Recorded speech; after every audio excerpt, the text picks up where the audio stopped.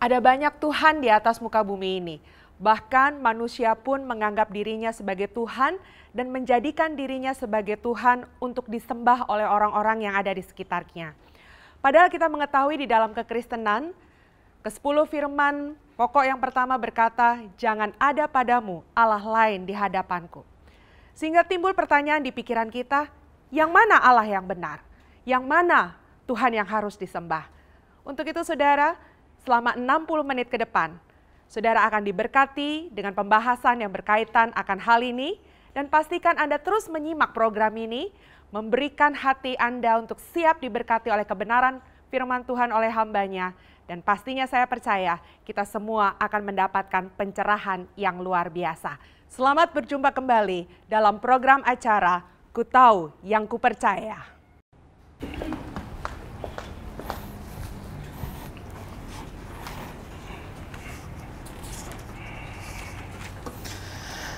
Shalom, salam sejahtera untuk semuanya. Saudara-saudara, pada session sebelumnya saya sudah menjelaskan bahwa hukum Taurat itu berfungsi untuk menunjukkan kepada kita dosa-dosa kita.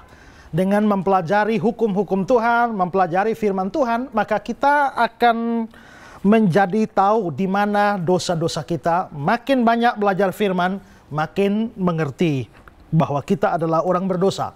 Dan karena itu maka di dalam beberapa pelajaran ke depan kita akan membahas soal 10 hukum yang Tuhan berikan kepada orang Israel yang juga diberikan kepada kita. Dan pada kesempatan ini kita akan mulai membahas soal hukum yang pertama dari 10 hukum. Dan hukum yang pertama itu adalah jangan ada padamu Allah lain di hadapanku, seperti yang dicatat dalam Keluaran pasal yang ke-20 ayat yang ketiga. Jangan ada padamu Allah lain di hadapanku. Nah, saudara-saudara, sebenarnya apa penekanan dari hukum ini? Penekanan dari hukum ini sebenarnya adalah bahwa objek atau tujuan penyembahan itu hanya Allah yang benar, hanya Allah yang esa. Allah yang esa itu dia harus menjadi objek dari penyembahan kita. Maka kita hanya bisa, manusia hanya bisa atau hanya boleh menyembah ke sini dan tidak boleh ke yang lain daripada Allah yang esa ini. Karena itu ini merupakan tujuan dari hukum ini. Dan saudara-saudara, bahwa manusia itu harus menyembah Allah, itu adalah sesuatu yang masuk akal, sesuatu yang seharusnya. Karena manusia itu diciptakan oleh Allah. Dan karenanya kalau ciptaan menyembah pencipta, itu adalah sesuatu yang harus, sesuatu yang wajib dilakukan. Dan di dalam kitab suci kita menemukan ada sejumlah ayat yang mengajarkan kepada kita bahwa Allah itu memang harus disembah. Kita bisa melihat di dalam Wahyu pasal 19 ayat yang ke-10. Minta seorang saudara untuk membacakan Wahyu 19 ayat yang ke-10. Maka tersungkurlah aku di depan kakinya untuk menyembah dia. Tetapi ia berkata kepadaku, janganlah berbuat demikian. Aku adalah hamba, sama dengan engkau, dan saudara-saudaramu yang memiliki kesaksian Yesus. Sembahlah Allah, karena kesaksian Yesus adalah roh nubuat. Yang mau saya tekankan di dalam ayat ini adalah kata-kata sembahlah Allah. Sembahlah Allah ini sebuah perintah untuk menyembah, untuk manusia menyembah Allah. Jadi jelas bahwa memang ada perintah agar manusia itu menyembah Allah. Juga kita bisa melihat ayat yang lain di dalam perjanjian lama, itu Ulangan pasal 6 ayat yang ke-13. Mohon saudara membacakannya. Engkau harus takut akan Tuhan Allahmu, kepada Dia haruslah engkau beribadah, dan demi namanya haruslah engkau bersumpah. Ya, kata-kata yang saya tekankan dari ayat ini adalah kepada Dia haruslah engkau beribadah. Kepada Dia haruslah engkau beribadah. Jadi memang benar bahwa manusia harus menyembah Allah, atau Allah harus disembah oleh manusia. Itu sesuatu yang seharusnya, sesuatu yang sudah selayaknya karena kita adalah makhluk ciptaan. Tapi juga saudara, ayat ini atau juga hukum ini mengajarkan pada kita bahwa tidak boleh ada apapun dan tidak boleh ada siapapun selain Allah yang menjadi objek penyembahan manusia. Tadi dalam Ulangan 6 ayat 13, kita membaca dikatakan, kepada dia haruslah engkau beribadah. Nanti kalau kita melihat di dalam perjanjian baru, pada waktu iblis mencoba Yesus di padang gurun, lalu Yesus mengutip ayat ini. Ya, Yesus mengutip ayat Ulangan 6 ayat 13 ini, tapi dia memberikan penambahan. Nah, penambahannya macam apa? Mari coba kita memperhatikan Matius 4 ayat yang ke-10.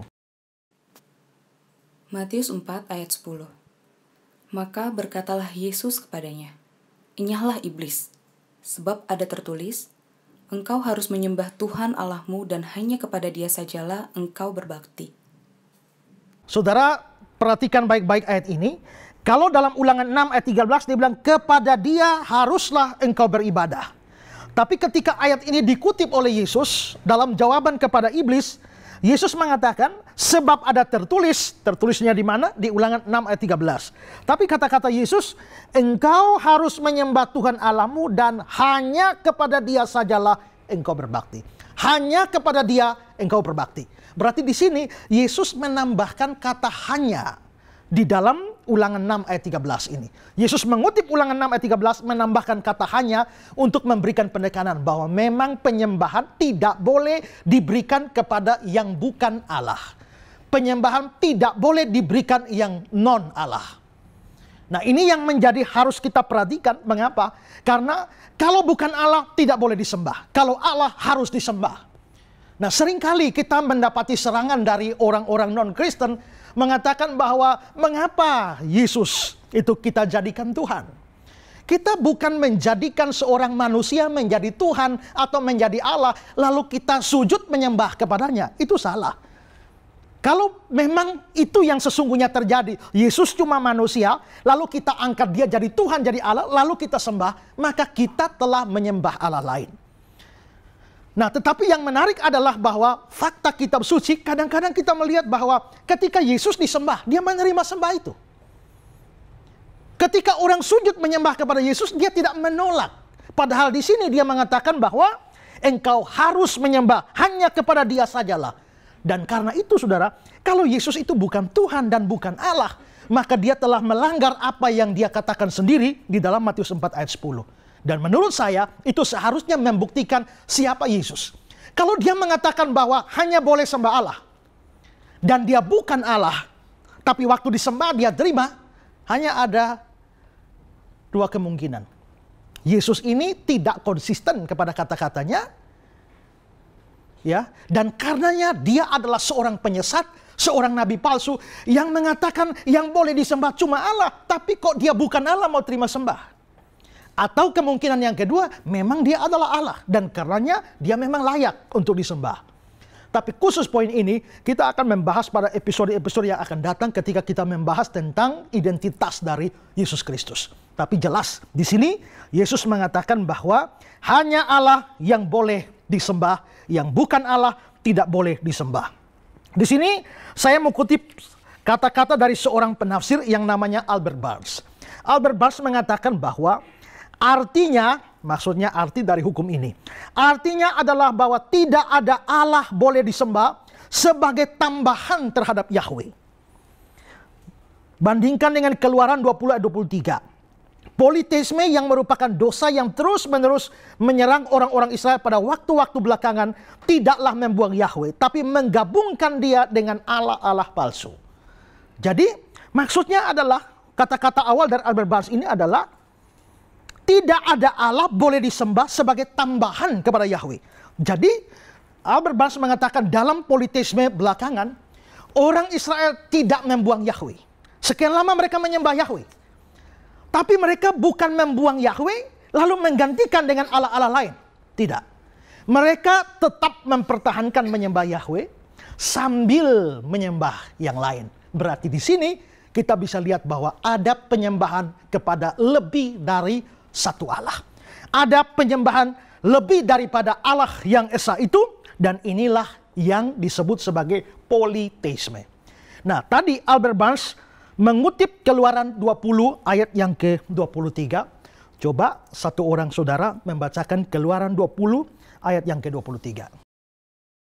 Keluaran 20 ayat 23. Janganlah kamu membuat di sampingku Allah perak, juga Allah emas, janganlah kamu buat bagimu. Janganlah membuat bagiku di sampingku. Ya, ada kata-kata di samping. Berarti sudah ada Allah yang benar, sudah ada Yahweh yang disembah, tapi lalu menambah Allah yang lain di samping. Tidak boleh ada Allah di sampingku dari perak, dari emas, atau dari apa saja, dari kayu, dari tembaga, apapun. Tidak boleh ada yang di samping. Mengapa saudara? Mengapa tidak boleh ada Allah lain di samping Allah yang esa? Karena begini, bagi Allah yang benar, lebih baik kamu tidak menyembah Dia sama sekali, daripada kamu menyembah Dia, tapi menyembah yang lain juga. Lebih baik anggap Dia tidak ada, tidak peduli adanya Dia, ketimbang kamu membagi penyembahanmu antara Dia dan yang lain. Saudara kalau punya pacar saja, ya cinta saudara bagi jadi 3, jadi 7, dan lain sebagainya, pacarmu bisa marah, ya kan? Apalagi Allah yang memiliki kita sepenuhnya, seluruhnya, yang menciptakan kita. Dia tidak mengizinkan kita membagi hati kita, membagi pikiran kita, membagi rasa cinta kita kepada yang lain. Di sampingnya tidak boleh, ya. John Calvin mengatakan kata-kata demikian. Dia, maksudnya dia ini adalah Allah. Dia bukan hanya menolak semua penyembahan campuran. Perhatikan kata-kata penyembahan campuran. Berarti menyembah Allah dicampur dengan yang lain. Dia bukan hanya menolak semua penyembahan campuran, tapi memberi kesaksian bahwa ia lebih baik dianggap tidak ada daripada disembah dengan tidak sepenuhnya atau dengan terbagi-bagi. Lebih baik Allah dianggap tidak ada daripada disembah lalu bagi-bagi penyembahan kita. Ya. Kata-kata Calvin ini sangat benar. Kita bisa melihat dasar dari kata-kata ini. Itu misalnya di dalam 1 Raja-Raja pasal 18 ayat 21. 1 Raja-Raja 18 ayat 21. Coba dibacakan. Lalu Elia mendekati seluruh rakyat itu dan berkata, "Berapa lama lagi kamu berlaku timpang dan bercabang hati? Kalau Tuhan itu Allah, ikutilah Dia, dan kalau Baal, ikutilah Dia." Tetapi rakyat itu tidak menjawabnya sepatah kata pun. Perhatikan kata-kata Elia. Kalau Tuhan itu Allah, perhatikan di ayat di Alkitab saudara itu, kata Tuhan itu ditulis dalam huruf besar seluruhnya. Kalau saudara baca di Perjanjian Lama, kadang-kadang ada Tuhan yang T-nya saja besar. U-H-A-N, itu huruf kecil semua. Tapi ada kata Tuhan yang T-U-H-A-N besar semua. Itu apa bedanya? Ya, itu bedanya kalau dalam bahasa asli, bahasa Ibrani. Tuhan T-U-H-A-N kecil, itu biasa dari bahasa Ibrani Adonai. Tapi begitu Tuhan itu T-U-H-A-N besar semua, itu dari Yahweh atau YHWH. Tetragrammaton, 4 huruf mati dalam bahasa Ibrani. Jadi kalau dibaca ikut aslinya, kalau Yahweh itu Allah, ikutilah Dia. Dan kalau Baal, Baal ini adalah dewa sesembahannya orang Kanaan, dan itu dipercaya sebagai dewa kesuburan orang Kanaan, ya. Dewa kesuburan orang Kanaan, dialah yang mengatur curah hujan, dialah yang mengatur semua iklim yang ada di wilayah itu, dan karenanya kesuburan Kanaan itu dianggap sebagai pengaruh dari dewa Baal ini. Nanti dewa Baal ini punya istri yang namanya Asitoret.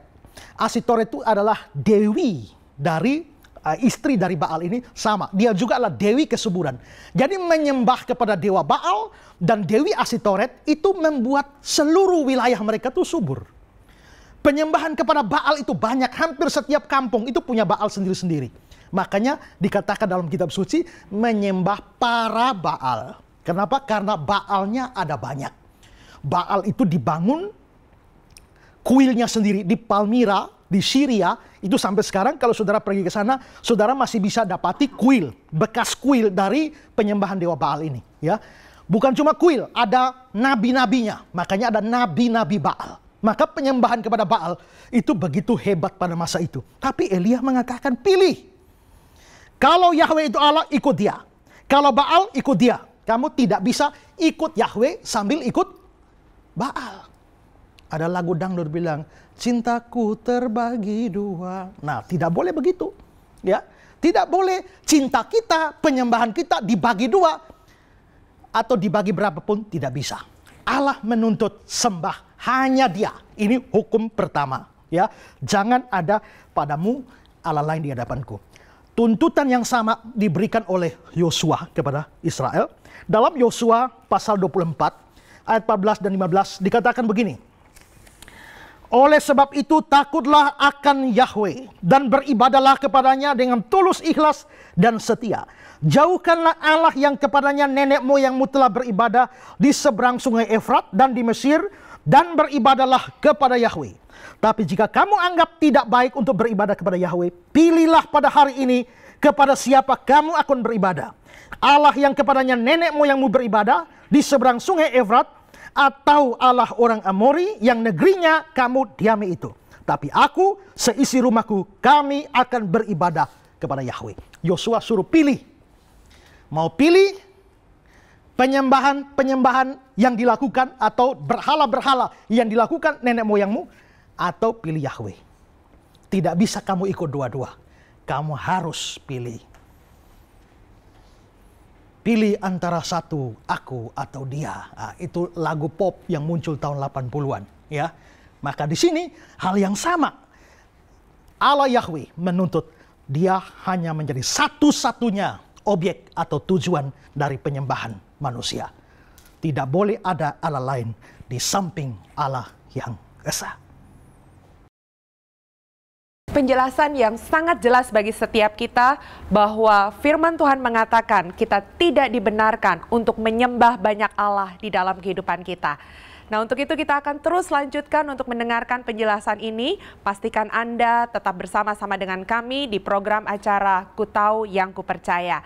Berikut ini saya mengundang pribadi atau saudara yang hadir di tempat ini dan juga saudara yang ada di balik layar televisi untuk menyampaikan pertanyaan dan komentar seputar pembahasan kita pada saat ini. Bagi Anda yang ada di balik layar televisi bisa menyampaikan pertanyaan dan komentarnya di nomor SMS yang tertera di layar kaca Anda. Untuk itu kita akan segera membuka ruang pertanyaan kita pada saat ini. Saya persilahkan kepada saudara yang akan menyampaikan pertanyaannya. Pak, saya ingin bertanya. Perkenalkan, nama saya Marice Simanjunta, asal dari Medan. Yang jadi pertanyaan saya, apakah Allah lain itu benar-benar ada? Kalau iya, bagaimana itu diharmoniskan dengan konsep bahwa Allah hanya satu? Kalau tidak, lalu mengapa perlu ada larangan menyembah Allah lain? Terima kasih. Apakah Allah lain itu benar ada? Kalau tidak ada, mengapa ada larangan? Jangan menyembah Allah lain. Secara logis berarti Allah lain itu ada. Karena ada, makanya dilarang untuk disembah. Tapi kalau memang Allah lain itu memang ada, nah katanya Allah cuma satu. Tidak ada Allah lebih dari satu Allah. Ulangan pasal 6 ayat 4. Dengarlah hai orang Israel, Tuhan itu Allah kita, Tuhan itu Esa. Nah, untuk bisa mengetahui apakah memang Allah lain itu ada atau tidak, kita mesti kembali kepada kitab suci. Saya sudah mengatakan sebelumnya bahwa kitab suci itu menjadi dasar bagi kita. Menentukan salah benar harus dari kitab suci. Menentukan satu ajaran harus dari kitab suci. Itu semboyan kita back to the Bible. Tidak boleh berbicara di luar kitab suci. Nah, karena itu maka saya coba minta tolong seorang saudara membaca ayat 1 Korintus 8 ayat 5 dan ayat yang ke-6. 1 Korintus 8 ayat 5 dan ayat yang ke-6. 1 Korintus 8 ayat 5 sampai 6. Sebab sungguh pun ada apa yang disebut Allah, baik di sorga maupun di bumi, dan memang benar ada banyak Allah dan banyak Tuhan yang demikian. Namun, bagi kita hanya ada satu Allah saja, yaitu Bapa, yang daripadanya berasal segala sesuatu, dan yang untuk Dia kita hidup. Dan satu Tuhan saja, yaitu Yesus Kristus, yang olehnya segala sesuatu telah dijadikan, dan yang karena Dia kita hidup. Saudara, kalau memperhatikan ayat ini, kelihatannya antara ayat 5 dan ayat 6 tuh kok beda ya. Ayat 5, sebab sesungguhnya ada apa yang disebut Allah. Baik di surga maupun di bumi, memang benar ada banyak Allah, banyak Tuhan. Bilang ada. Tapi ayat yang ke-6, bagi kita hanya ada satu Allah saja. Kok kelihatan bertentangan? Tidak. Kalau saudara perhatikan di situ, kata Allah dan kata Tuhan di dalam ayat 5 itu diberi tanda kutip. Jadi yang benar itu adalah yang ayat 6. Hanya ada satu Allah saja. Jadi tidak ada Allah lain. Itu berarti bahwa Allah yang lain-lain itu tidak ada sebenarnya. Baal itu tidak ada. Asitoret itu tidak ada. Milkom itu tidak ada. Molok itu tidak ada. Tidak ada namanya Allah lain. Karena Allah cuma satu. Nah terus mengapa dikatakan di ayat 5? Sungguh pun ada apa yang disebut Allah di bumi dan memang benar ada banyak Allah. Nah sebenarnya secara hakiki, secara eksistensi tidak ada yang namanya Allah lain. Tapi yang disebut Allah lain itu adalah apa-apa atau hal-hal tertentu yang dianggap sebagai Allah oleh manusia. Jadi misalnya, pohon itu bukan Allah. Pohon ya pohon. Allah cuma satu. Pohon bukan Allah. Tapi orang bisa menganggap bahwa pohon ini Allah. Lalu akhirnya dia memperlakukan pohon ini seperti Allah. Maka itulah yang disebut sebagai Allah lain. Gunung ya gunung, bukan Allah. Allah ya Allah. Gunung bukan Allah. Tapi orang bisa pergi ke gunung dan memperlakukan sebuah gunung seolah-olah gunung itu Allah. Ya. Buaya ya buaya. Binatang bukan Allah. Tapi orang bisa pergi kepada buaya, menganggap buaya itu Allah. Ya, lalu akhirnya menyembahnya, beri makanan kepadanya, beri persembahan kepadanya dan sebagainya. Saudara, orang India itu percaya bahwa binatang itu suci dan bisa jelmaan dewa. Maka sapi itu bisa dianggap sebagai jelmaan dewa. Kalau saudara bangun pagi, di muka rumah saudara itu tahu-tahu ada kotoran sapi, saudara mungkin ngamuk-ngamuk, ngomel, kenapa ini sapi siapa yang datang ke sini? Tapi untuk orang India, kalau bangun pagi, ada kotoran sapi, bersyukurnya luar biasa. Kenapa? Itu berkat dari dewa. Ya, itu berkat dari Tuhan. Nah, sapi itu bukan Tuhan, bukan Allah. Tapi sapi menjadi Tuhan, menjadi Allah bagi mereka di dalam pikiran mereka. Jadi sebenarnya yang namanya Molok, yang namanya Baal, yang namanya Asitoret, dan lain-lain itu tidak ada dalam realita. Tidak ada sebagai satu oknum. Tidak ada sebagai sesuatu yang hidup. Tidak. Tapi itu hanya dalam pandangan para penyembah berhala diperlakukan sebagai Allah. Jadi kalau ditanya, loh, apakah Allah yang lain itu memang ada? Kalau bicara secara hakiki, secara eksistensi, tidak ada. Kenapa kok Alkitab melarang? Ya karena ada yang bukan Allah dijadikan oleh Allah oleh para penyembah berhala. Itu jawabannya. Tadi kita sudah dijelaskan bahwa hanya boleh ada satu Allah yang disembah di dalam kehidupan kita. Namun pada kenyataannya ada banyak hal yang dilakukan oleh manusia menyembah lebih dari satu Allah. Dan nanti kita akan membahas, kita akan lihat contoh-contoh pelanggaran yang dilakukan oleh manusia dikala mereka menyembah banyak Allah. Untuk itu pastikan Anda terus setia bersama dengan kami dalam program acara Ku Tahu Yang Ku Percaya. Karena hambanya Bapak Pendeta Ezra akan mengupas lebih jauh dan lebih dalam lagi bagi setiap kita. Dan jangan lupa, saudara, ketika Anda ingin mengajukan pertanyaan ataupun komentar mengenai pembahasan ini, kirimkan pertanyaan dan komentar saudara di nomor SMS yang tertera di layar kaca.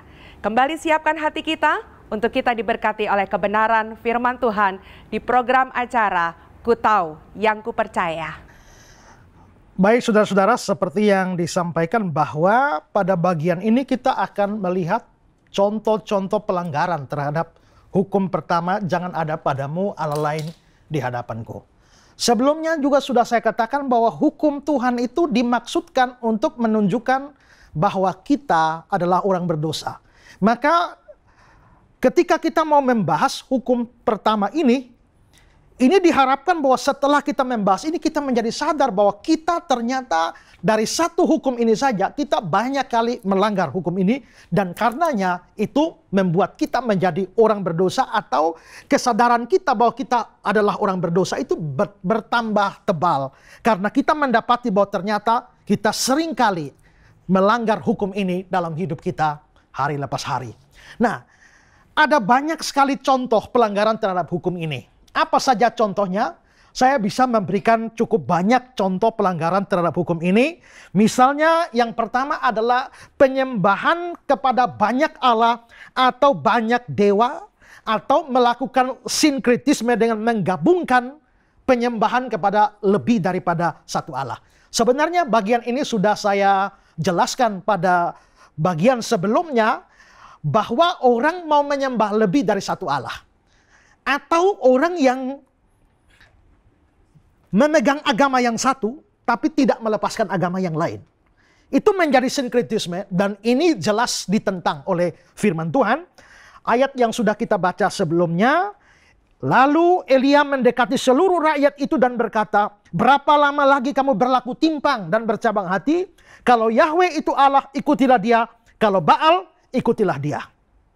Jadi Allah menuntut hanya satu objek penyembahan. Di luar itu tidak boleh disembah. Nah, karena itu maka penyembahan kepada lebih dari satu Allah itu adalah contoh pelanggaran. Ada banyak orang di dunia ini yang menyembah lebih daripada satu Allah.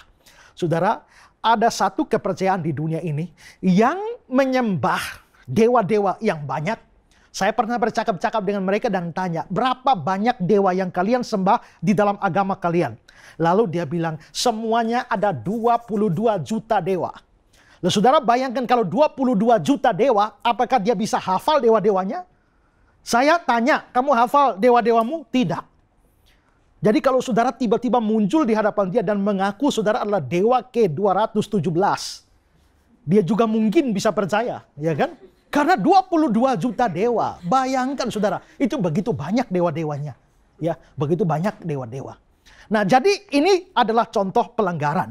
Nah, kadang-kadang juga saya mendapati ada orang-orang yang beritakan Injil kepada orang-orang berkepercayaan yang lain atau beragama yang lain. Nah, mungkin karena sungkan atau takut, lalu mereka memberitakan Injil, lalu mereka bilang, saya tidak nyuruh kamu jadi Kristen, saya hanya beritakan Yesus kepadamu. Akibatnya apa? Akibatnya orang itu mau percaya kepada Kristus, tapi tidak meninggalkan agamanya. Dia tetap dengan seluruh aktivitas agamanya. Cara berdoa di dalam agamanya, menyembah di dalam agamanya, berbakti di dalam agamanya, sambil percaya Yesus. Kata-kata itu kelihatannya bijaksana, tapi menurut saya justru itu menjebak kita ke dalam sinkretisme bahwa kamu boleh menyembah yang lain sambil percaya kepada Yesus. Kalau sampai terjadi seperti itu, menurut saya itu sinkretisme, dan ini adalah dosa pelanggaran terhadap hukum pertama ini.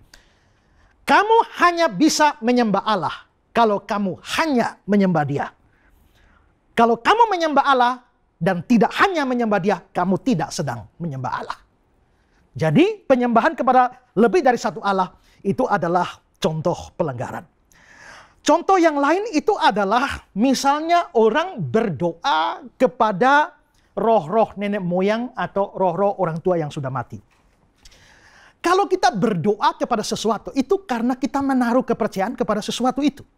Saya berdoa kepada si A, berarti saya percaya si A bisa menjawab doa saya. Maka sebenarnya saya sedang menunjukkan iman dan kepercayaan pada yang saya tujukan doa saya itu. Nah, karena itu maka waktu kita berdoa kepada arwah nenek moyang misalnya, atau arwah dari orang-orang yang sudah mati, itu berarti bahwa kita sedang menaruh kepercayaan kepada arwah-arwah itu. Kita sedang menaruh iman kita kepada roh-roh orang mati itu. Dan itu sama artinya dengan kita, karena kita menaruh kepercayaan kita di sana, itu sama dengan kita percaya dan menyembah itu. Karena itu saudara, kalau orang menyembah Allah tapi juga berdoa kepada arwah-arwah nenek moyangnya, kepada orang tua dan sebagainya, ini jelas adalah satu tindakan yang salah dan itu pelanggaran terhadap hukum satu ini. Ada berapa banyak orang di dunia ini, termasuk orang-orang Kristen, rajin ke gereja, rajin baca kitab suci, tapi masih doa kepada arwah-arwah, nenek moyang, dan lain sebagainya. Kalau saudara seperti itu, dengar baik-baik, saudara sudah melanggar hukum satu ini, dan satu dosa ini sudah cukup membawa saudara masuk ke dalam neraka. Contoh yang lain adalah berdoa kepada orang-orang suci. Tadi saya bilang doa kepada orang mati. Sebenarnya orang-orang suci itu sebenarnya sudah mati, tapi ini saya bedakan. Kenapa? Orang percaya, orang bisa berdoa kepada orang-orang suci ini, orang-orang yang dipercaya sebagai orang suci. Dengan memberikan gelar-gelar orang suci, santa-santa, santo-santo, dan lain sebagainya. Dan menunjukkan doa kita kepada orang-orang suci itu. Sama seperti tadi, kalau kita berdoa kepada orang-orang suci itu, kita menaruh kepercayaan kita kepada mereka. Menaruh kepercayaan itu sama dengan kita berbakti dan menyembah. Dan karena itu, semua orang yang menyembah atau yang berdoa kepada orang-orang suci atau termasuk malaikat-malaikat, itu melakukan pelanggaran terhadap hukum ini. Saya pernah ditanya orang, Pak, bolehkah sembahyang di kuburan? Saya bilang, oh boleh. Pas jalan-jalan terus kehujanan. Mampir di kuburan yang ada atapnya. Lalu berdoa, ya Tuhan, kiranya teduhkan hujan ini. Itu namanya berdoa di kuburan. Ya boleh. Ya kan? Yang tidak boleh adalah pergi ke kuburan, lalu berdoa untuk orang mati atau kepada orang mati. Di sini mungkin yang ditekankan adalah berdoa kepada orang mati itu. Nah ini sama saja dengan urusan berdoa kepada arwah nenek moyang dan lain sebagainya. Nah juga saudara, contoh pelanggaran yang lain dari hukum ini adalah orang memakai kuasa gelap. Nah, penggunaan kuasa gelap ini saudara jangan pikir, oh itu zaman dulu, zamannya Singosari, zamannya Majapahit. Oh tidak saudara, ya. Zaman modern seperti ini masih banyak orang pakai seperti itu, ya. Kalau saudara pergi ke Nusa Tenggara Timur, saudara pergi ke satu pulau yang namanya Pulau Alor. Itu pulau dikenal sebagai pulaunya kuasa gelap. Saya pernah dengar cerita, entah benar apa tidak, tapi katanya pernah diadakan konferensi kuasa-kuasa gelap, dukun-dukun dan pemegang kuasa gelap di seluruh dunia. Dan Alor juara 2. Nomor 1 dari Afrika. Saudara bayangkan saja. Di sana saudara bisa lihat orang terbang. Bahkan saya pernah dapat cerita dari seorang teman, ini ada acara KKR. Ada acara KKR dipublikasikan di mana-mana. Lalu saudara, ini orang lagi kumpul acara KKR, lagi nyanyi-nyanyi. Tiba-tiba ada bola api datang. Bola api datang tiba-tiba jatuh di depan panggung KKR, nyusup masuk di bawah kolong panggung. Lalu apa saudara? Tiba-tiba seorang nenek-nenek keluar dari situ. Jadi rupanya nenek-nenek itu yang terbang pakai bola api. Begitu dia nongol dari bawah panggung, lalu permisi, minta kursi, mau ikut KKR. Saudara bayangkan, jadi dia datang ikut KKR itu pakai terbang saudara. Wah itu luar biasa. Nah saudara bayangkan pakai kuasa gelap tapi ikut KKR. Ikut KKR. Maka jangan berpikir ada banyak orang di pelosok-pelosok, mereka rajin gereja, mereka setia berbakti, tapi kuasa gelap, jimat-jimat ini tetap mereka pakai. Saya pernah pelayanan di Flores, ya, di Pulau Flores, di satu tempat. Lalu saya pelayanan di sana, ada pendeta di kampung, dia cerita begini, dia bilang pada saya, Pak Pendeta, saya punya majelis sakti.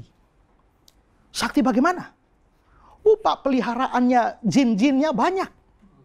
Terus, tapi yang bagusnya, dia tidak pernah pakai untuk kejahatan, tapi untuk kebaikan. Gimana? Gereja kami itu, tanah gereja itu ada di atas gunung. Sekarang mau bangun gedung gereja, itu trek dari bawah mau angkat material ke atas itu tidak bisa. Terlalu tinggi gunungnya.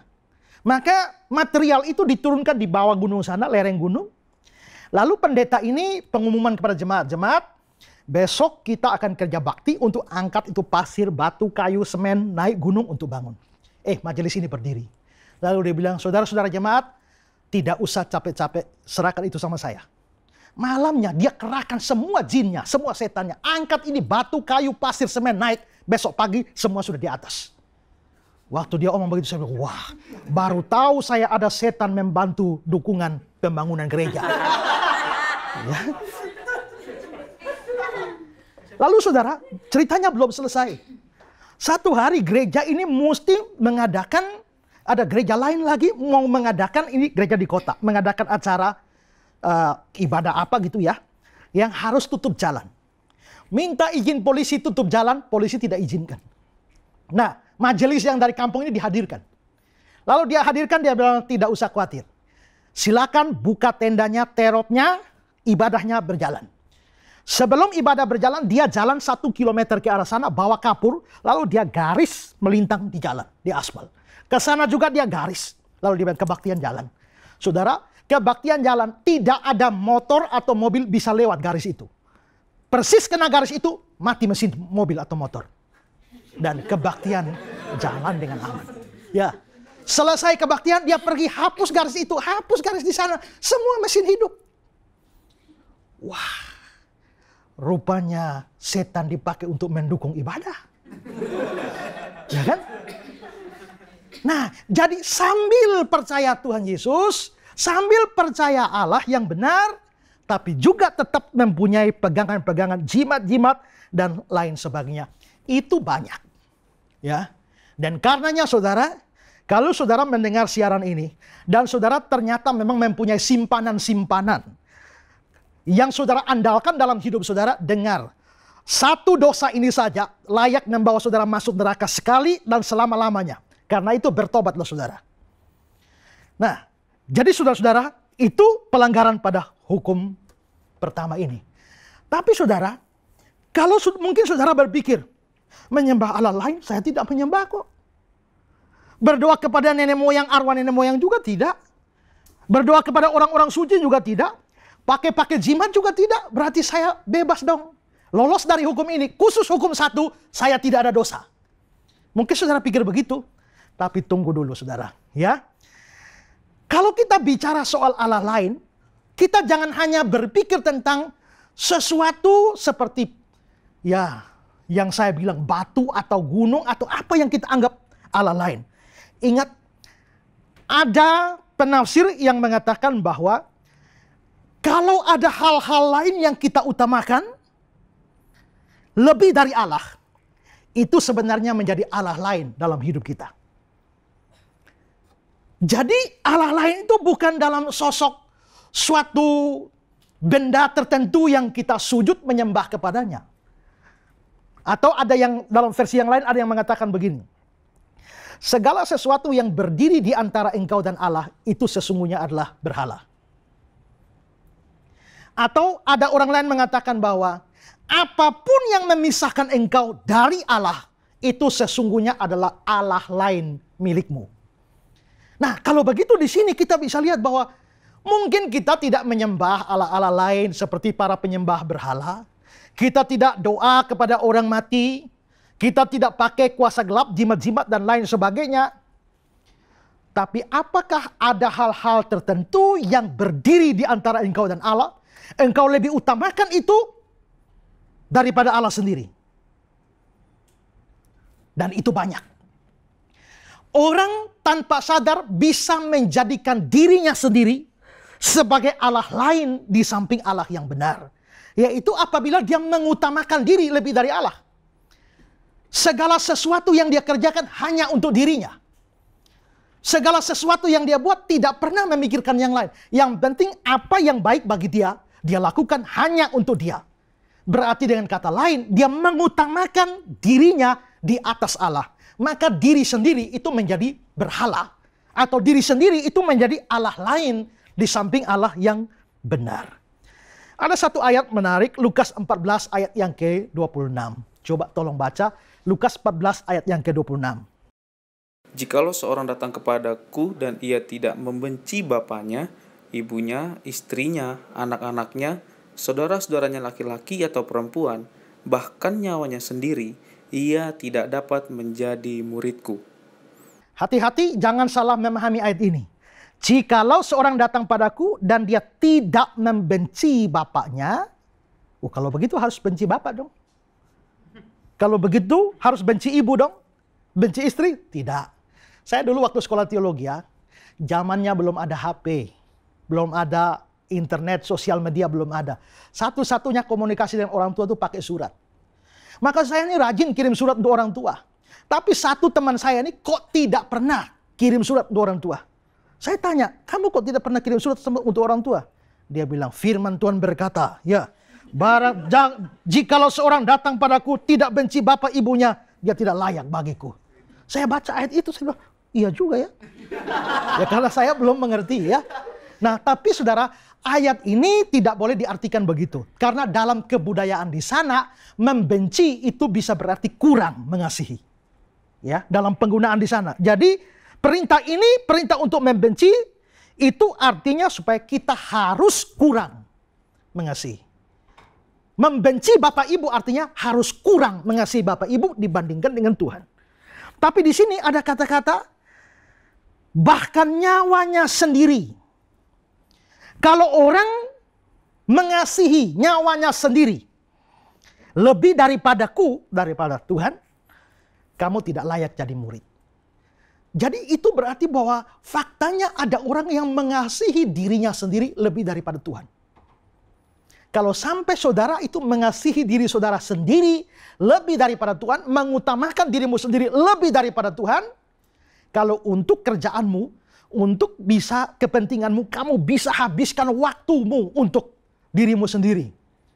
Tapi untuk berbakti kepada Tuhan, kamu begitu pelit dengan waktu, ya. Kalau untuk kerjaanmu kamu rela 6-7 jam hantam terus. Tapi berbakti 2 jam saudara rasa terlalu lama. Maka jam kebaktian dikurangi. Cukup 1 jam saja. Itu berarti bahwa saudara lebih mementingkan dirimu sendiri daripada Allah. Maka itu berarti bahwa dirimu adalah Allah lain di samping Allah yang benar. Ya. Maka setiap orang yang terlalu mementingkan dirinya, itu harus pikirkan ini. Dalam bentuk yang berbeda di dalam Matius 10 ayat 37. Barang siapa mengasihi bapak ibunya lebih daripadaku, dia tidak layak bagiku. Barang siapa mengasihi anaknya laki-laki perempuan lebih daripadaku, dia tidak layak bagiku. Jadi di situ perbedaan atau ada hubungannya dengan tidak membenci tadi. Kalau untuk keluarkan duit bagi dirimu sendiri, kamu rela, royal. Untuk kepentinganmu berapa saja dikeluarkan dari kantongmu. Tapi kalau kasih persembahan, apalagi ada lagu pendukungnya ya. Persembahan kami sedikit sekali, kiranya Tuhan terimalah dengan senang hati. Ada lagu begitu. Persembahan kami sedikit sekali. 100.000 terlalu banyak. Mesti sedikit sekali. Ya saya pernah dapati ada orang yang karena lagu itu berpikir harus beri persembahan kepada Tuhan, harus sedikit. Itu salah paham lagu ini. Lagu ini maksudnya begini, bahwa karena Tuhan sudah memberi terlalu banyak bagi kita, maka apa yang kita beri bagi Tuhan itu sebenarnya terlalu sedikit. Kasih 100 juta, sedikit. Jangan kira sudah beri banyak bagi Tuhan. Kasih 1 M, itu sedikit. 1 T, itu masih sedikit. Karena Tuhan sudah berikan begitu besar berkat bagi kita. Karena itu sebesar-besarnya kita berikan tetap masih sedikit. Itu maksudnya lagu itu. Tapi lagunya disalah artikan, kasih Tuhan yang sedikit-sedikit. Saya pernah hadir dalam satu kebaktian saudara. Pas mau persembahan, majelisnya berdoa. Lalu majelisnya doa gini. Tuhan, ini sudah bukan mau persembahan. Setelah persembahan baru doa. Setelah persembahan doa, lalu majelisnya doa. Tuhan, inilah sisa belanja kami ya Tuhan. Saya pikir untung belanja masih ada sisa. Kalau tidak ada sisa, Tuhan gak kebagian. Tapi untuk diri orang bisa royal. Itu membuktikan orang lebih utamakan dirinya dari Tuhan. Maka diri sendiri menjadi berhala. Ya, diri sendiri menjadi Allah lain di samping Allah yang benar. Selain diri sendiri juga bisa keluarga. Bisa keluarga. Keluarga ini dalam artian bapak, ibu, istri, anak-anak. Makanya ayat yang tadi dibacakan, Barang siapa datang kepadaku, dia tidak membenci bapaknya, ibunya, istrinya, anaknya, saudaranya laki-laki atau perempuan, bahkan nyawa sendiri, tidak dapat menjadi muridku. Ingat ya, mengasihi keluarga itu penting. Tuhan justru kecam kalau kita tidak mengasihi keluarga. Tapi jadi salah adalah mengasihi keluarga lebih daripada mengasihi Tuhan. Saking sayang kepada anak, anak melanggar firman Tuhan pun dibiarkan. Ini mengasihi anak lebih daripada mengasihi Tuhan. Saya pernah berkunjung ke rumah seorang pendeta. Saya masuk bertamu. Yang aneh adalah anak dari pendeta itu yang kira-kira umur masih 6 tahun. Tidak ada hujan angin apapun, ini anak kelihatannya memusuhi saya. Dia tatap saya dengan tajam. Dia pergi ke balik pintu, dari kain pintu dia lihat saya. Saya pikir ini anak kecil begini, ngapain dia? Saya juga lihat dia. Dia lihat saya lihat dia. Dia pergi lagi dari sebelah lagi, dia lihat lagi. Dia lihat lagi, saya juga ikuti saja dengan tatapan mata. Lalu dia dekati saya. Makin dekat. Saya juga tidak khawatir. Sekecil ini mau buat apa dia sama saya? Makin dekat, kira-kira jarak begitu dekat. Saya santai saja. Tiba-tiba dia, puit, dan dia menghantam ludah persis di muka saya. Wajah saya. Pada waktu itu saya jadi marah. Papanya lihat, papanya yang pendeta. Menurut saya papanya mesti hajar anak ini. Tapi papanya ambil dia dan rangkul dia. Dia jangan begitu ya nak. Cium anaknya lagi. Padahal anak itu perbuatannya melawan firman. Pada waktu orang tua tidak menegurnya, menyayangi anaknya, padahal anak melakukan pelanggaran, ini menunjukkan orang tua mengasihi anak lebih daripada Tuhan. Maka ini anak bisa jadi berhala. Anak bisa jadi Allah lain di samping Allah yang benar. Bisa juga pacar, ya. Kalau sampai pacarmu memisahkan engkau dari Allah, gara-gara pacarmu engkau jadi jarang berdoa, jarang baca Alkitab, hanya WA terusan, ya. Bangun pagi tidak pernah lagi berdoa, hanya kontak pacar saudara. Seandainya saya bisa bikin sinetron, saya mau bikin sinetron judulnya Pacarku Berhalaku. Nah, begitu kan? Kalau begitu pacar bisa jadi berhala, ya kan? Jadi berhala. Apalagi yang bisa jadi berhala bagi kita? Duit, uang bisa jadi berhala bagi kita. Ya. Bahkan ini bisa menjadi Allah lain yang betul-betul kita sembah, kita menaruh kepercayaan kita kepada duit. Ya. Berapa banyak orang yang demi duit rela melakukan apa saja, tidak peduli Tuhan, yang penting dapat duit. Dan bahkan orang-orang yang terlibat di dalam pelayanan, banyak yang pikirannya cuma duit. Dulu waktu saya kecil ada lagu. Apa yang dicari orang uang, apa yang dicari orang siang malam pagi petang. Uang, uang, uang bukan Tuhan Yesus. Berarti uang jadi dewa di dalam hidup orang. Ada orang ahli bikin kue. Ini orang hidupnya adalah dapat duit. Apapun harus dapat duit. Karena itu pintar bikin kue. Dia bikin kue donat, kue pisang, roti, macam-macam. Ya, Nagasari, semua ada kue. Tapi yang dia pikirkanlah bagaimana dapat duit sebanyak-banyaknya. Lalu satu hari, dia jalan-jalan dan jualan. Dia pikir hanya kuenya dan duit. Kuenya dan duit. Dia jalan-jalan bawa jualannya. Diserempet motor. Jatuh dia ke got. Lalu sama kue-kuenya itu bergelinding di sini sana. Orang lari datang mau tolong. Pak ada apa pak? Pak ada apa? Pak ada apa? Dia balik dan dia bilang. Oh ada pisang goreng. Ada roti. Ada Nagasari dan lain sebagainya. Ya. Itu kenapa? Ya itu karena otaknya hanya ada kue dan duit. Berapa banyak orang seperti itu, ya? Berapa banyak orang itu? Bahkan orang-orang yang aktif melayani, seringkali melayani karena duit. Ya. Beberapa tahun yang lalu, di gereja saya, itu mau adakan acara perayaan ulang tahun. Lalu teman-teman panitia rapat, oh kita perlu acara ulang tahun, perlu undang artis dari Jakarta. Lalu akhirnya mereka pikir-pikir, nah itu ada satu artis. Ya pernah jadi bintang tapi sekarang bintangnya mulai redup. Tapi ya bagus juga kalau diundang.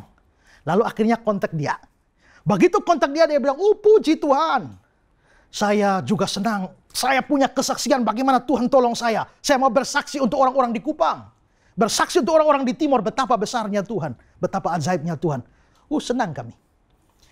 Begitu senang, beberapa saat kemudian saya sekretaris panitia. Dia kontak saya. Bisa enggak saya datang sama istri saya? Lalu panitia bicara, panitia bilang, oh bisa. Bapak datang sama istri, ya boleh-boleh saja. Tapi karena kami cuma ngundang Bapak untuk nyanyi, yang nyanyi cuma Bapak. Jadi kami tidak menanggung biaya tiket dari istri. Tapi makan minum penginapan itu tanggung jawab kami. Dia bilang, oh gitu ya. Iya Pak. Kalau begitu nanti berapa hari lagi saya akan kontak ya. Oh ya. Lalu saudara berapa hari kemudian dia kontak. Dia bilang begini. Baik, saya akan datang dengan istri saya.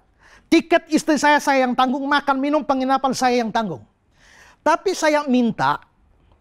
Kalau saya nyanyi, 1 kali nyanyi 2 juta. Jadi kalau 3 hari acara, kalau 1 malam dia 2 kali nyanyi. Artinya 3 hari dia dapat 6 juta. Lalu setelah itu belum selesai dia bilang, dan saya minta di dalam acara KKR 3 hari itu semua kolektenya itu adalah hak saya. Waktu dia bilang saya tidak pakai rapat dengan panitia, saya bilang, Pak tidak usah datang. Karena di Kupang juga penyanyi banyak. Lebih bagus dari Bapak, tidak usah datang. Artinya apa saudara? Ada orang yang kelihatannya melayani tapi otaknya duit saja. Dan orang ini hanya akan melakukan apa saja demi duit. Bahkan dia bisa jual Tuhan demi duit. Itu berarti duit menjadi Allah lain di sampingnya. Ya. Coba tolong satu saudara baca Matius 6 ayat 24. Matius 6 ayat 24. Tak seorang pun dapat mengabdi kepada 2 tuan.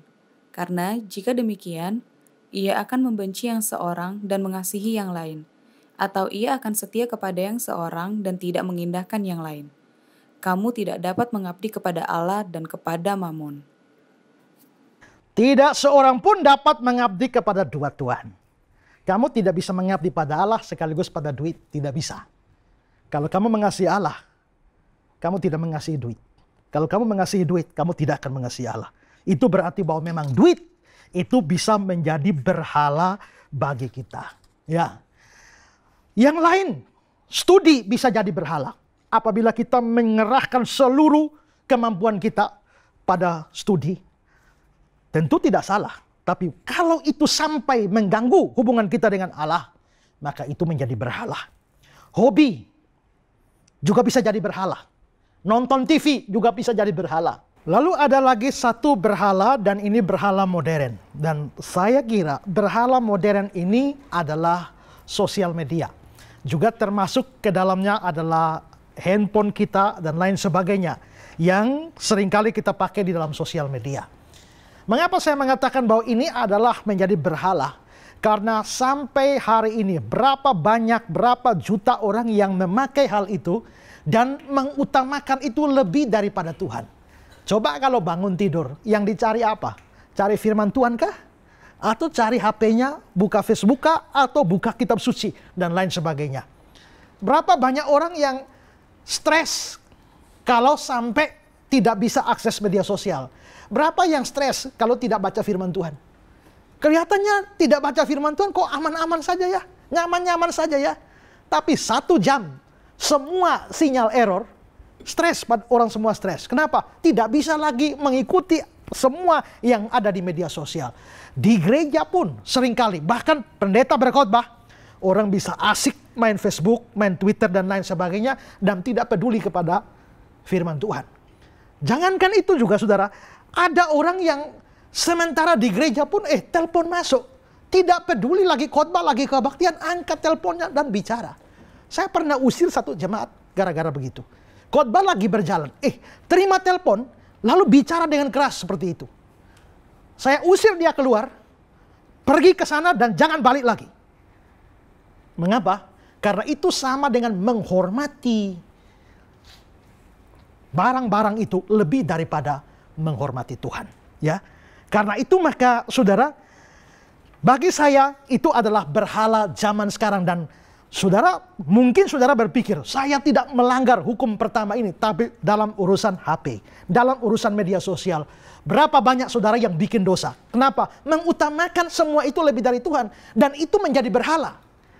Berapa banyak orang yang melanggar hukum ini? Dan saya selalu bilang, satu dosa saja dari hukum ini cukup membawa saudara ke neraka. Nah, ada yang lain lagi. Mungkin ini tidak umum, tapi harus diakui bahwa seringkali orang menjadikan gerejanya atau alirannya itu menjadi berhala. Dia begitu mengutamakan gerejanya, mengutamakan alirannya, tidak peduli firman Tuhan bagaimana. Alirannya atau gerejanya mengajarkan hal yang salah. Tapi dia tidak pusing mau salah, mau sesat, dia tidak pusing. Yang penting ini gerejaku. Orang seperti itu mengutamakan gerejanya di atas Tuhan. Maka tanpa dia sadar, gerejanya termasuk pendetanya. Pendetanya mengajarkan hal yang salah pun dia tidak peduli. Mau sesat, pokoknya ini pendetaku. Padahal kalau kita misalnya ada pendeta mengajar secara salah, kita menunjukkan dari kitab suci ajarannya jelas salah, ajarannya jelas menyimpang dari firman Tuhan. Orang tidak peduli mau menyimpang dari firman Tuhan, yang penting itu pendetaku. Berarti dia menjadikan gerejanya dan pendetanya itu jadi berhala. Saya pernah memimpin sebuah kebaktian di salah satu gereja Protestan. Gereja ini kan sudah dengan tata liturgi yang ketat. Mulai dari votum salam, pengakuan dosa, pembacaan mazmur, dan lain sebagainya. Semua sudah diatur. Lalu saudara, saya berkhotbah. Begitu saya berkhotbah, pada waktu saya berkhotbah dan mau akhir khotbah, saya merasa bahwa ini kalau saya menantang orang terima Yesus, pasti banyak jemaat yang akan terima Yesus. Tapi hal seperti itu tidak lumrah dilakukan, tidak biasa dilakukan dalam gereja dengan aturan liturgi seperti ini. Tapi saya berpikir kalau saya tidak menantangnya, saya bisa kehilangan begitu banyak orang. Ini kesempatan. Akhirnya sebelum saya selesai khotbah, saya menantang orang, siapa di antara saudara yang hari ini setelah mendengar firman Tuhan ini ambil keputusan, serahkan diri, buka hati saudara, terima Yesus sebagai juru selamat dan Tuhan. Saudara-saudara, apa yang terjadi pada saat itu membingungkan saya. Begitu banyak orang angkat tangan dan tiba-tiba 1, 2, 3, 4 mereka menangis dan lalu berlutut di kursi mereka dan minta ampun kepada Tuhan. Saya tuntun mereka terima Yesus sebagai juru selamat dan Tuhan. Lalu saya doakan mereka, duduk kembali, acara liturgi berjalan seperti biasa. Kebaktian selesai. Sampai acara warta jemaat. Warta jemaat, lalu pendeta gereja itu bicara di warta jemaat. Terima kasih untuk Pak Esra yang sudah beritakan firman Tuhan bagi kami. Tapi ini peringatan buat Pak Esra yang pertama dan terakhir kali. Dilarang mengubah liturgi gereja ini. Dan memang itu terakhir kali saya khotbah di gereja itu. Sampai hari ini. Tapi tidak apa-apa. Bagi saya telah mengikuti tuntunan Roh Kudus dan membawa jiwa-jiwa kepada Tuhan. Tapi mengapa dia lebih peduli pada liturginya daripada keselamatan jiwa-jiwa? Berarti gerejanya dengan liturginya itu jauh lebih penting daripada kepentingan Tuhan. Kalau begitu gereja jadi berhala. Maka kelihatannya gereja itu rohani, tapi ternyata gereja jadi Allah lain di samping Allah. Ya, dan berapa banyak seperti itu. Bahkan satu hal lagi yang mau saya tambahkan adalah jangan kaget. Pelayanan kita bisa jadi berhala bagi kita. Tadi saya mengatakan berhala zaman modern. Bukan apa yang kita letakkan di meja pemujaan dan sujud menyembah kepadanya. Bukan. Tapi apa yang kita ingini atau lakukan berlebihan sampai membuat hubungan kita dengan Tuhan putus. Itu berhala. Dan berapa banyak orang yang melayani. Tapi akhirnya pelayanan justru menjadikan dia dengan Tuhan itu menjadi renggang di dalam relasi. Dalam cerita Alkitab di Lukas 10 ada cerita tentang Marta yang sibuk melayani dan tidak mendapatkan kesempatan seperti Maria saudaranya yang duduk di kaki Yesus dan mendengar ajarannya. Sekalipun pelayanan itu untuk Allah. Tapi ingat bahwa kalau orang sibuk di dalam pelayanan dan akhirnya tidak lagi berhubungan dengan Allah, itu jadi berhala. Ada satu penebang pohon di hutan, kerjanya bawa kampak, tebang pohon. Kerjanya begitu dari tahun ke tahun.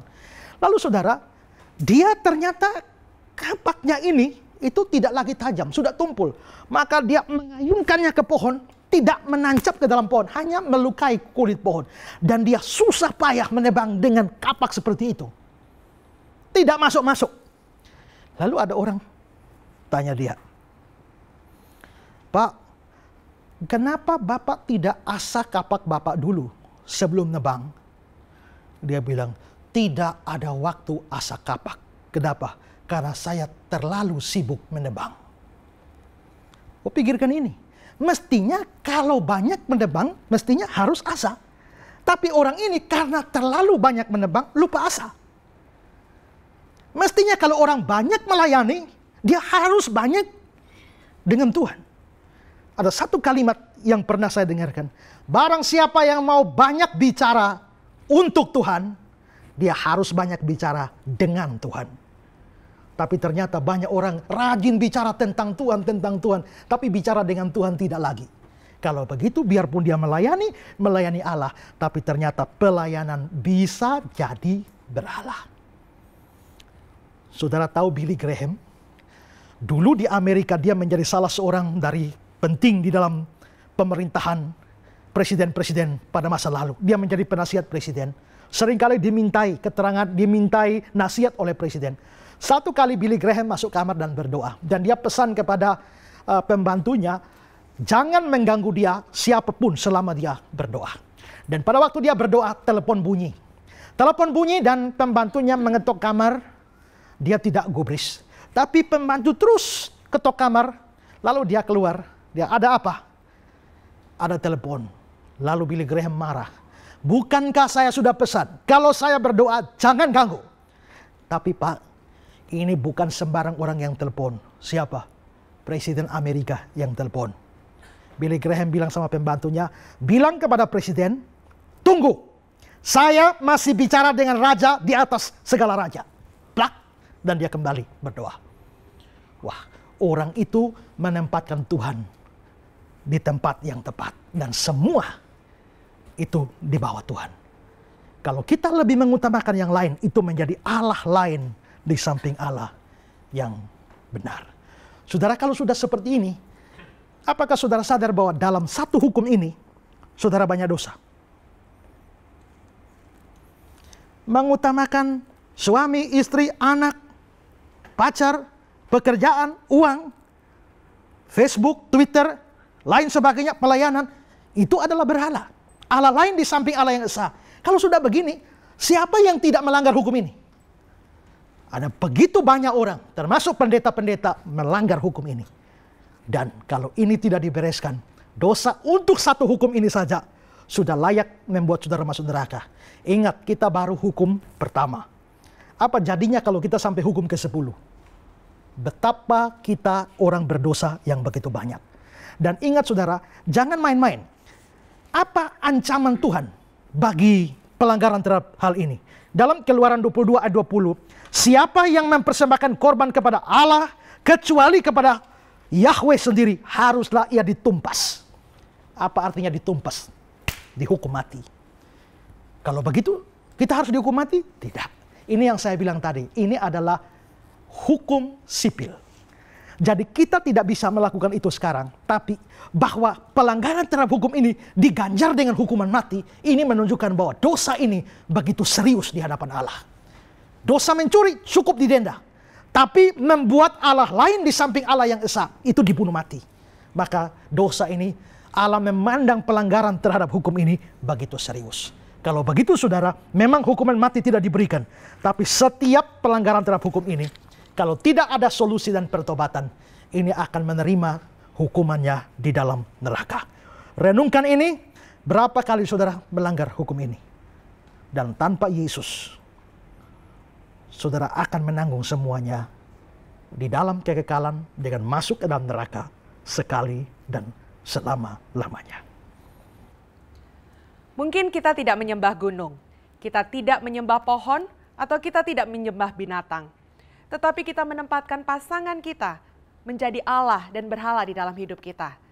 Atau kita menempatkan hobi kita lebih tinggi dari posisi Allah, sehingga dia menjadi berhala dalam hidup kita. Bagaimana dengan saudara?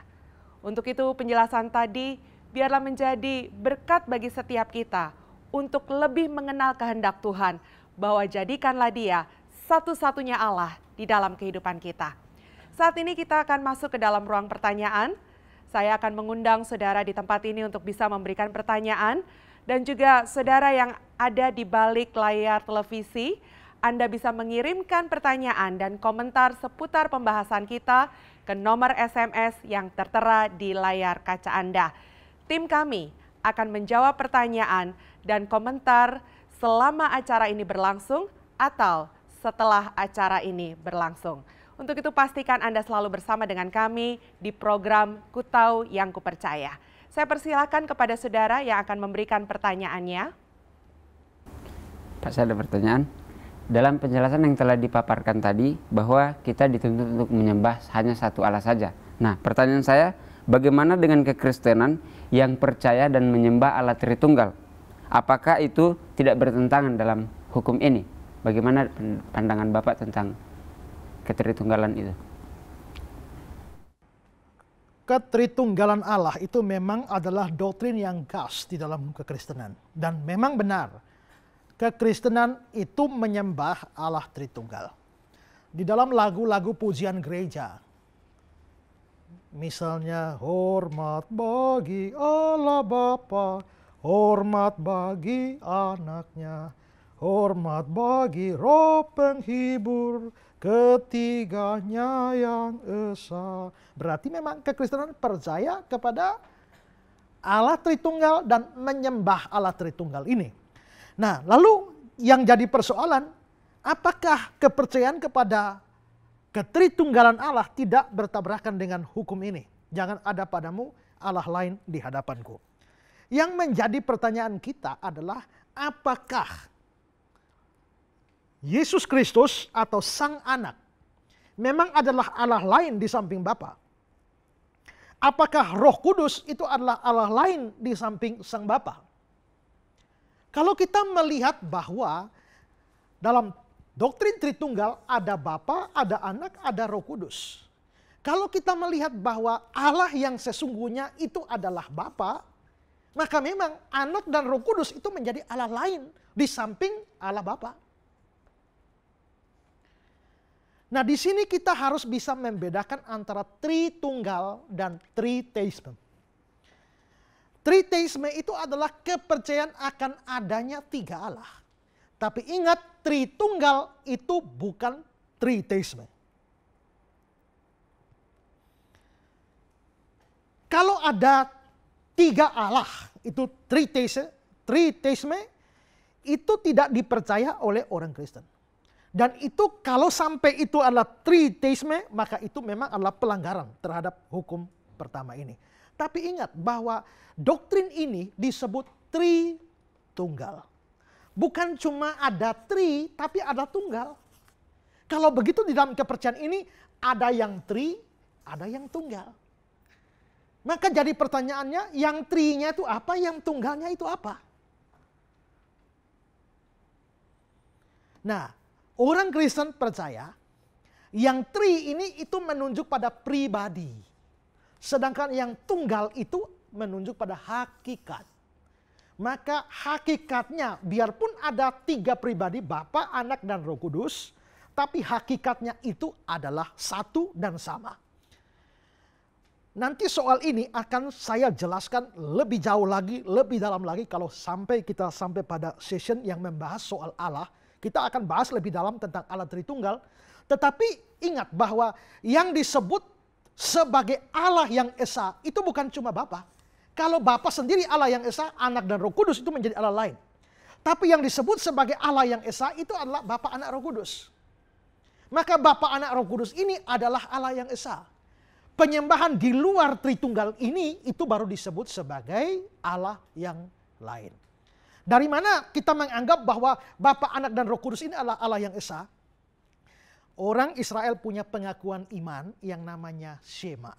Shema itu yang tercatat dalam Ulangan 6 ayat 4. Dengarlah hai orang Israel, Tuhan itu Allah kita, Tuhan itu Esa.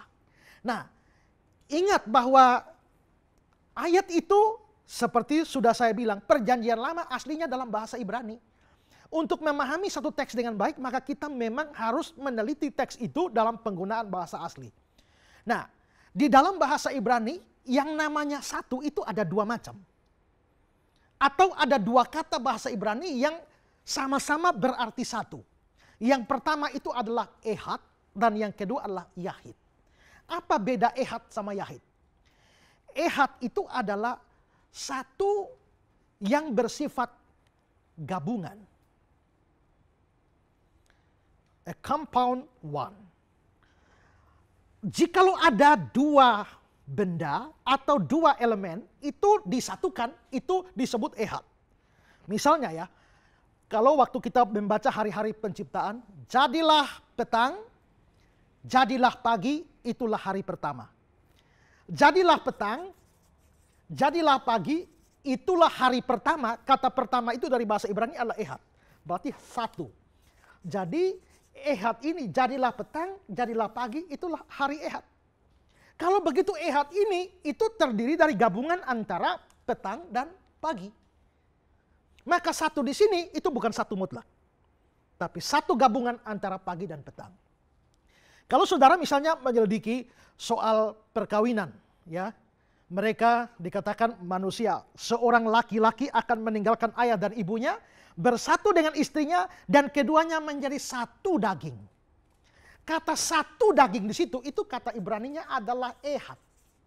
Tapi seorang laki-laki akan meninggalkan ayah dan ibunya, dan bersatu dengan istrinya, yaitu perempuan, dan keduanya ehad daging. Berarti ehad di sini itu bukan mutlak. Tapi ehad di sini adalah gabungan antara laki dan perempuan, baru disebut sebagai ehad. Maka ehad itu adalah satu yang tidak mutlak, a compound one. Tapi ada kata lain dalam bahasa Ibrani yang menunjukkan satunya itu mutlak. Ini an absolute one. Itu misalnya ketika Ishak dianggap sebagai anaknya Yakub. Ishak adalah anak dari Abraham yang tunggal. Firman Tuhan kepada Abraham, ambillah anakmu yang tunggal itu. Kata tunggal itu sama dengan satu, sama dengan Esa.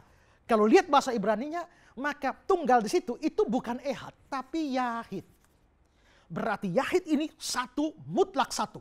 Tidak bisa ditawar-tawar. Tapi kalau ehad itu gabungan. Ya. Kalau itu kita pahami, maka sekarang kita melihat pengakuan iman itu. Ulangan 6 ayat 4. Dengarlah hai orang Israel, Tuhan itu Allah kita, Tuhan itu Esa. Esanya itu memakai yahid atau memakai ehad.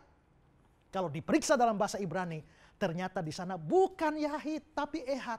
Kalau memang itu ehad, itu berarti bahwa Allah itu memang Allah yang Esa, tapi keesaannya tidak mutlak. Sama seperti ehad ini gabungan antara pagi dan petang, sama seperti ehad di sini adalah gabungan antara laki dan perempuan. Kalau Ulangan 6 ayat 4, Allah itu adalah Allah yang ehad, berarti ini gabungan. Gabungan yang mana? Kita belum tahu kalau belum baca perjanjian baru. Kalau masih dalam perjanjian lama, kita tidak tahu. Tapi begitu kita konfirmasi perjanjian baru, kita akan ketemu bahwa ada 3 pribadi yang disebut bersama-sama, yaitu Bapa, Anak, dan Roh Kudus. Misalnya di dalam kasus baptisan. Baptislah mereka dalam nama Bapa, Anak, dan Roh Kudus. Kalau saudara perhatikan di dalam teks asli Yunani maupun juga dalam bahasa Inggris, ini kan ada 3 pribadi, Bapa, Anak, dan Roh Kudus. Mestinya in the names, dalam bentuk jamak. Tapi ternyata baik dalam Yunani maupun Inggris, itu bukan names tapi name. Berarti satu nama, tapi ada Bapa, Anak, dan Roh Kudus. Berarti sebenarnya Bapa, Anak, dan Roh Kudus itulah Allah yang Esa yang dimaksudkan dalam Ulangan 6 ayat 4. Kalau begitu, menyembah Tritunggal, menyembah Bapa, menyembah Anak, menyembah Roh Kudus, atau menyembah Anak dan Roh Kudus itu bukan Allah lain di samping Bapa. Tidak. Tapi Allah yang Esa itulah Bapa, Anak, dan Roh Kudus, Allah Tritunggal. Nah, karena itu maka dengan menyembah Tritunggal, kita kekristenan tidak sedang melanggar hukum ini. Ya. Pak, saya mau bertanya, mamon itu seperti apa?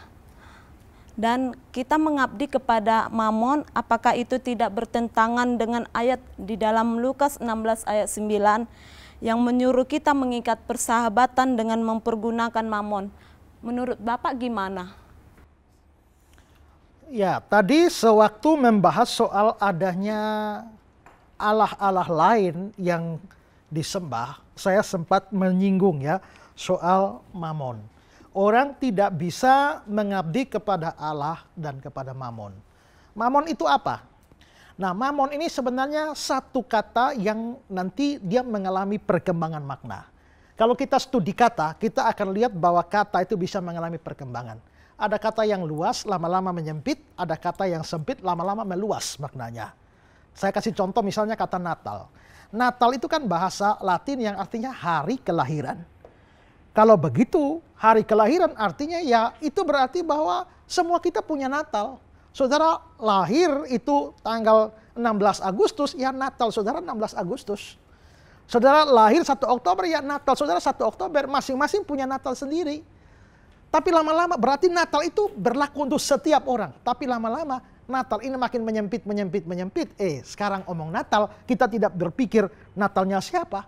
Tapi semua setuju, semua mengerti artinya adalah hari kelahiran dari Yesus. Jadi itu berarti bahwa kata itu mengalami perkembangan. Nah, kata mamon juga sama, mengalami perkembangan makna. Bahkan perubahan makna. Awalnya kata mamon itu adalah artinya adalah sesuatu yang dipercayakan.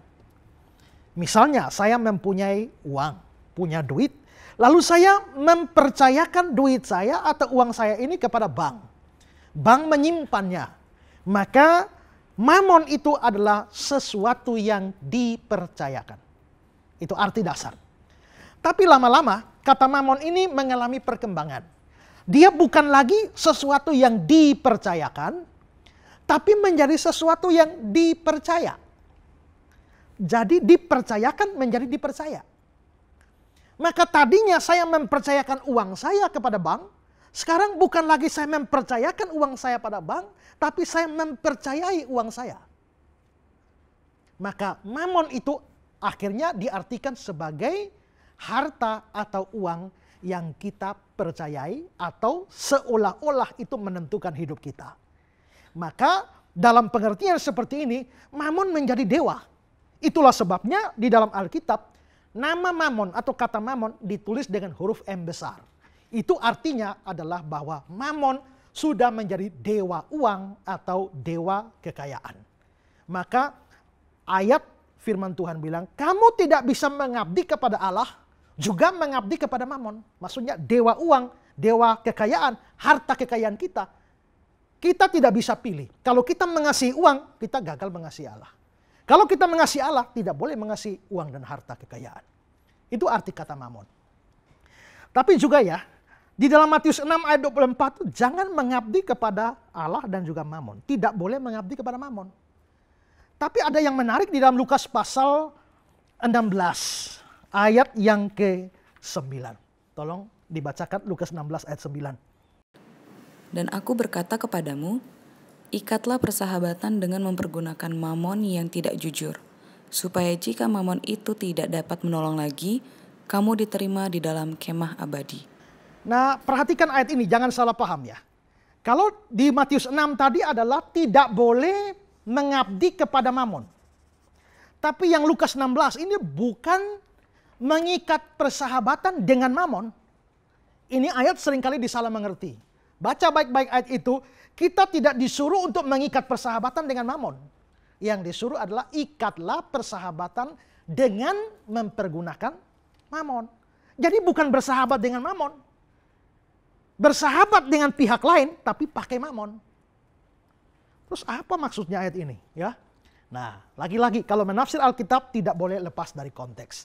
Lukas 16 ayat 9 itu terletak dalam konteks perumpamaan tentang bendahara yang tidak jujur. Jadi ada seorang tuan yang kaya, dia mempercayakan kekayaannya kepada bendaharanya. Tapi ternyata bendahara ini juga korupsi. Banyak orang berhutang, dia kasih hutang, kasih pinjaman. Tapi dia sendiri korupsi, dia tahu kalau diadakan pemeriksaan oleh tuannya, dia akan terbukti sebagai koruptor, dia akan dipecat, semua harta kekayaannya akan dirampas. Lalu dia mikir, kalau tuan saya ini datang, saya ketahuan sebagai koruptor, semua barang saya diambil, saya mau tinggal di mana? Saya mau makan apa? Saya hidup dari mana? Kalau begitu saya mesti melakukan langkah antisipasi. Bagaimana ketika rumah saya dirampas, saya pergi ke rumah orang masih diterima? Bagaimana kalau saya tidak ada makan, saya pergi ke rumah orang, orang masih bisa kasih makan saya? Siapa yang mau kasih rumahnya dan kasih makan buat saya? Harus orang yang kepadanya saya berjasa. Bagaimana membuat jasa kepadanya? Panggil itu orang-orang yang berhutang. Kamu hutang berapa? Oh sekian, bebas. Kamu berapa? Bebas, bebas. Begitu dia bebaskan, semua orang kan berterima kasih pada dia. Oh terima kasih, hutangnya sudah dianggap bebas. Kalau begitu di mata para penghutang, dia itu adalah orang yang baik. Nah, begitu tuannya datang, dia kedapatan korupsi, ambil semua hartanya, dia tinggal mengunjungi orang-orang yang lain. Dia pasti diterima dengan baik. Lalu Tuhan itu memuji kecerdikan hamba ini. Bukan memuji ketidakjujurannya, tapi memuji kecerdikannya.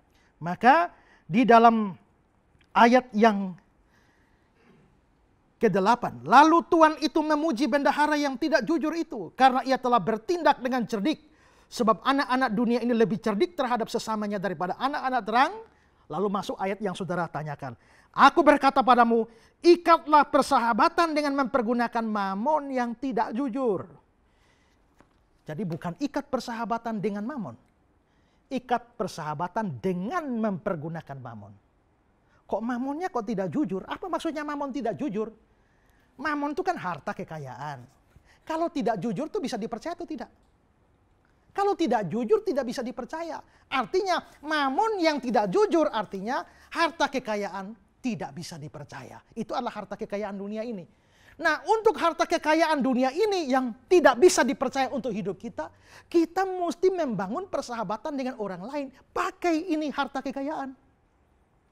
Lalu muncullah perikop berikut, setia dalam perkara kecil. Nah, apa artinya setia dalam perkara kecil? Maksudnya setia dalam mempergunakan mamon ini. Setia dalam mempergunakan harta kekayaan kita. Lalu masuk perikop berikut, ada cerita tentang orang kaya dan Lazarus yang miskin. Itu apa?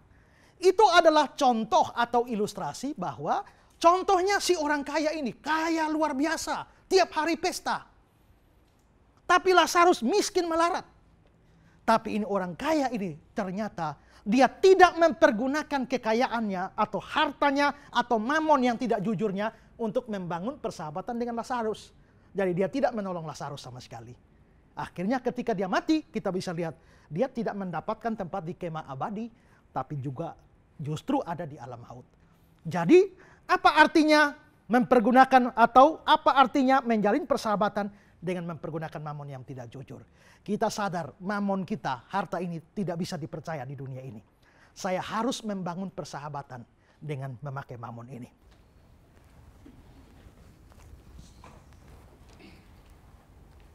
Tuhan memberikan firman Tuhan menjadi undang-undang yang mengatur segala tingkah laku kita ketika kita hidup.